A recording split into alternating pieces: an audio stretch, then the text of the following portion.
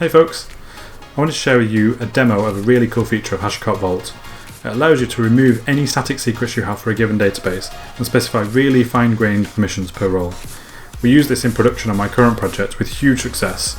We know our data is safe from passwords being stolen, simply there aren't any passwords to steal. They only last for a few hours and then automatically revoked again. All the commands I'm about to run are on my GitHub repository. If you want to play along, here goes. Alright, so we're going to start by setting up a dev local Vault server. So we're going to run it in a non-production way, which means that it's unsealed from the get-go, and we've got some secrets in order to be able to connect to it straight away.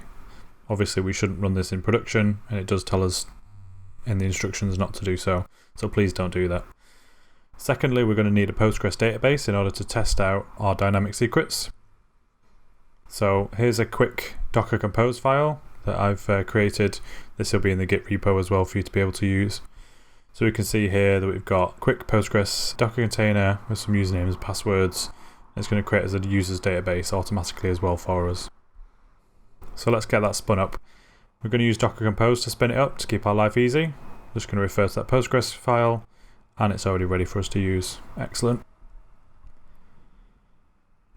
Next of all, we're going to just load some test data in there just to make it easy to see whether our secrets are working or not, our connection's working. So just going to connect to localhost, log in with that super secret password that I set up earlier, and connect to that user's database. So the repo also comes with all this test data. Don't worry, it's all generated user data. None of it's real, so you don't have to worry about it. First task is to enable the Vault Secrets database backend. This will allow us to start writing to Vault our different database setups and our roles that we want to use later in order for it to understand exactly how we're going to use our database. As we can see, that's all been enabled now. That's great. So Vault will now understand that we're going to start to write some data into our database location. Next, we want to start to let Vault understand that we have a database. So we're going to start to secure our users database. That's the Postgres database that I loaded in Docker earlier. So I'm going to write some config to the database config location in Vault. And the first thing I'm going to do is specify that we're going to use the Postgres database plugin. This is something that's built in within Vault, and I'll link to some documentation that you can take a look at if you're interested. Next up, we're going to define what roles are allowed to be used within Postgres. Now, again, this isn't ready for production, because it's got a star in there.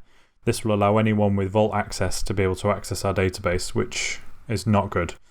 So let's not use that for production and make sure that we specify more specific roles when we think about using this in the real.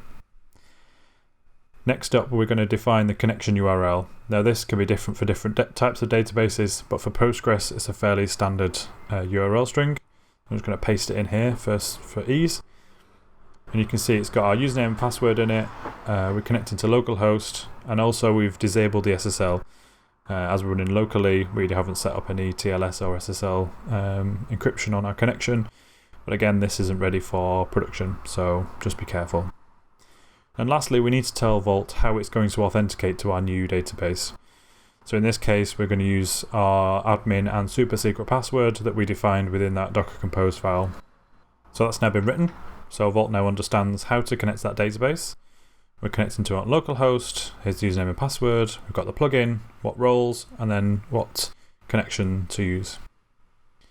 But now Vault needs to understand how to create users within that database. So that's our next task. So what we're going to do is we're going to create what's called a database role, and we're going to name it something fairly specific. We can have as many of these roles per database as we like. It's a one-to-many relationship, so we can have many roles attached to databases. So we're going to write into this database roles location. You can see here I'm specifying a fairly specific role name, read-only users database human role, and it's connecting to the user's database. And now we have to define a creation statement. This creation statement tells Vault exactly how to create a user within our database. This means that any database can be used within this as long as there's a plugin ready, or you can write your own if you so wish. So we can see here we've got create role, and then Vault is going to create as a name and generate that automatically, and also a password, And also we've got an expiration time, and Vault's also going to enforce that for us. We've also got a grant select on all tables in Schema Public, and this allows us to define really specifically exactly what SQL statement we want to run in terms of granting permissions to specific roles within Postgres. So here, as we've defined it as a read-only role, we're only going to allow select, but we're going to allow select on all tables. Then we're going to define the max TTL and the default TTL. The default TTL is how long a user is allowed to have the lease for initially, and the max TTL is how long the user is allowed to have that username password for. And then lastly, we're just going to test that this works. So we're going to try and get some database credentials using that new role that we specified. So we've got database/creds and then our role name.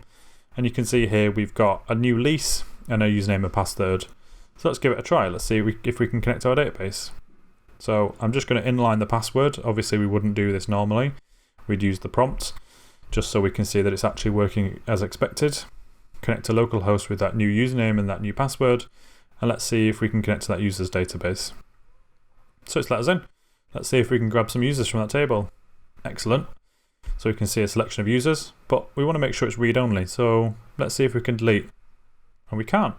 Brilliant. So we now know that that user role that's been created now only allows select onto that database, and we can do what we were expecting to be able to do. But we've still got that super secret password that's not really that secret.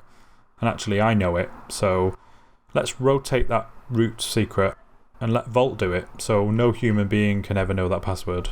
So with this one easy command, we can quickly rotate that root password, and now I won't be able to connect to that database anymore. Don't take my word for it though. Let's double check. Let's try connecting to Postgres again with that super secret password, and double make sure that we can't actually connect with that old password, because Vault now has a brand new password for us.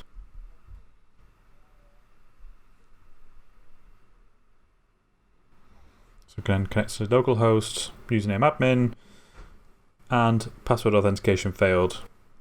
We're now no longer allowed to connect using that password. So if we want to connect, we have to use that new role.